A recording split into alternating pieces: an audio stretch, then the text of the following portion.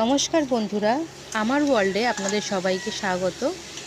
আজকে একটা নতুন ধরনের রেসিপি নিয়ে চলে এসেছি আমার রান্নাঘরে। সেটা হলো চিকেন বটি। চিকেন বটি কম বেশি সবাইয়েরই ঘরেতে অনেকেই পছন্দ করে, অনেকে করে না, কম বেশি হয়। তো আজকে চলুন রান্নাটা দেখে নিই।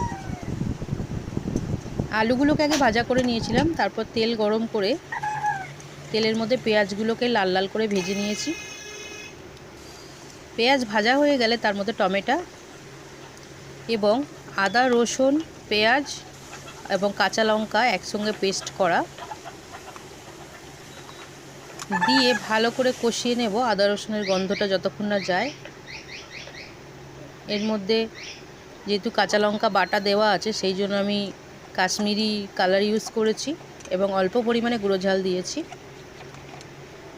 গুঁড়ো ঝাল, গুঁড়ো হলুদ, নুন এবং জিরে গুঁড়ো, ধনে গুঁড়ো মশলা দেওয়া আছে। চিকেন বটিগুলোকে দিয়ে দেব। খেতে খুব সুস্বাদু হয়, নর্মালি চিকেনের থেকে খুবই টেস্টি হয়। ভালোভাবে নাড়াচাড়া করে কষিয়ে নিয়ে একটু জল গরম করে রাখবো।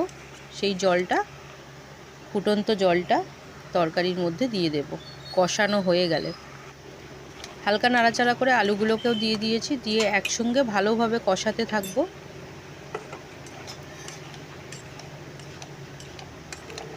কষানো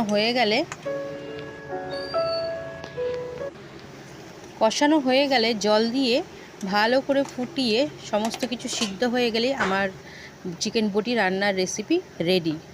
তো কেমন হয়েছে কমেন্ট বক্সে অবশ্যই জানাবেন। সাবস্ক্রাইব করে পাশে থাকবেন। ধন্যবাদ।